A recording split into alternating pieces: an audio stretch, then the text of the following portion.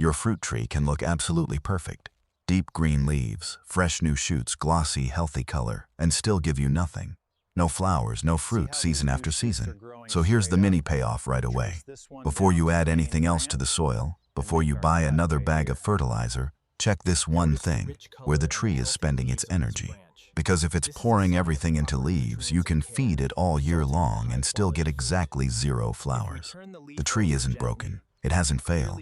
It has simply made a decision. And today, we're going to gently change that decision. In the next few minutes, I'll show you 3 controlled, old orchard signals that can help push a healthy tree back toward flowering, without stressing the whole tree, and without risking the health you've worked so hard to build. But first, something important. These techniques are not for weak trees. If your tree is sick, drought-stressed, sunburned, or still recovering from pests, don't do this. Put it out of your mind for now. Fix the basics first: water, soil, recovery, and come back to these methods later when the tree is strong again. And even on a healthy, vigorous tree, you never do this to every branch. You pick a few branches, a small number. The single word to keep in your head the entire time is controlled, not aggressive, not all at once, controlled. Before you try any of the 3 methods, walk around your tree and honestly check these 3 things. First, light. A tree sitting in deep shade may happily grow leaves, but it will rarely commit to fruit. Fruiting is expensive for a plant, and it wants confidence that there's enough sunlight to finish the job. If your tree is crowded or shaded for most of the day, fix that before anything else. Second, nitrogen. Too much nitrogen pushes the tree to chase leaves. It looks lush, it looks healthy, but it's all vegetative growth, green and leafy with no interest in flowering. If you've been feeding a high nitrogen fertilizer, ease off and let the balance shift. Third, timing. If you're in the wrong season, or your tree is already pushing through extreme heat or sudden cold, stress techniques can backfire badly.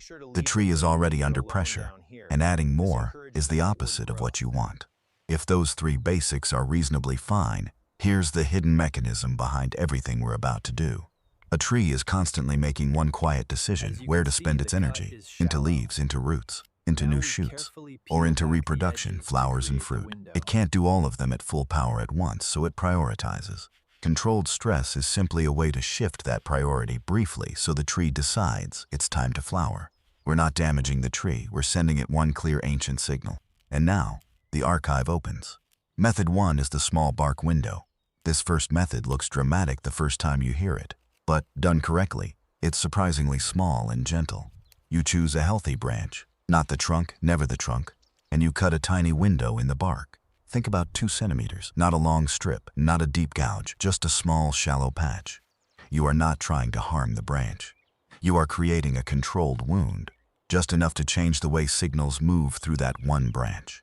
Use a clean, sharp knife. Make a shallow cut and lift away a small patch of the outer bark. If the branch is thick and strong, the window can be slightly larger. If it's thin, keep it small and conservative. Do not do this on more than about half the tree. And honestly, many experienced growers stay far, far below that. Just a branch or 2 to start. Keep the cut clean. This is exactly where infections begin if you're careless, so don't rush it, and don't use a dirty blade. Here's why it can work. Inside the bark are pathways that carry sugars and chemical signals up and down the branch. When you interrupt that flow slightly, the tree reads it as a warning, not panic, not emergency, a warning. And a fruit tree's ancient response to a warning is beautifully simple. Reproduce while you can. Make flowers. Make seeds. Secure the future. Some growers press a little aloe gel onto the area and lightly tie it in place.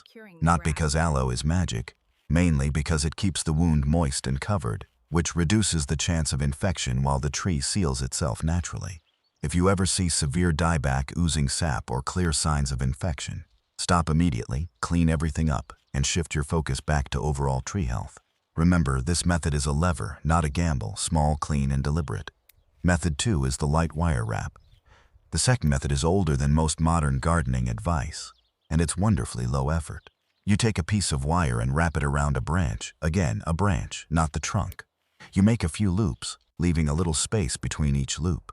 The key phrase here, the one to repeat to yourself, is this: do not strangle the branch. You are not cutting it off. You are creating a gentle bottleneck, temporary, so that as the branch grows, it begins to feel a soft, steady pressure. Why it can work. As the branch slowly thickens over the weeks, the wire applies a slight increasing pressure. That gentle restriction shifts the internal balance between growth and reproduction. The tree quietly reads the situation like this: something is restricting this branch. I should invest in flowers here while I can. Choose only a few branches. Check the wire regularly every week or two, so it never bites in too hard. And never ever leave it on forever. The moment you see the tree starting to push flower buds, take the wire off. The goal is to trigger the change, not to keep the stress going. Trigger, then release. Method 3 is bending the branch. The third method is the gentlest of the three. And in many traditional orchards, it's also the most common. You take a branch and slowly bend it downward, just until you feel a light tension. Not a snap, not a strain, just gentle resistance. Then you tie it in place to hold that new angle. If your tree is in a pot, you can anchor the tie to the rim of the container. If it's in the ground, you can anchor it to a stake driven nearby. Here's the science behind it. Branch angle actually affects the tree's hormones. A branch that grows straight up wants to keep growing upward. More wood, more leaves, more height. But a branch that's trained outward or downward often behaves completely differently. It becomes far more willing to form fruiting buds. This is exactly why beautifully trained espalier trees, the ones flattened against walls and fences, can be astonishingly productive. It's not just clever pruning, it's geometry working with the plant's own hormones. So bend slowly. Never crack or split the branch. Keep the tension light and patient. And once flowering and fruit set begin, you can gradually loosen and remove the ties. Again, the rule is the same: trigger, then release. Now, controlled stress is not instant magic. You won't wake up tomorrow to a tree covered in blossom, but you can absolutely watch for the early signs. Over the next 2 to 6 weeks, look closely for buds that swell and look different from leaf buds, rounder, plumper. Look for short, stubby spurs forming instead of long, leafy shoots. And watch for that overall shift away from pure leaf growth toward reproductive growth. At the same time, keep an honest eye on the tree's general health. If it starts looking weaker, paler, or stressed, that's your signal that you went a little too far, or the timing wasn't right. Ease off and let it recover. Now, a quick note on tradition. Some growers prefer to do these techniques during a full moon, believing the sap flow feels more active at that time. Is it guaranteed to help? No, I won't pretend it is. But as a ritual, it can do something genuinely useful. It forces you to pick a date, plan the work, and then observe the tree closely in the days afterward. So if you want to try it, treat it as timing discipline, a reason to stay attentive, not as magic. Let's bring it all together. If your fruit tree simply won't fruit, it may not need more inputs at all. It may just need one clear signal, a tiny bark window on a few branches, a light wire wrap, temporary, never strangling, and gentle branch bending, patient, careful training, controlled, measured, safe.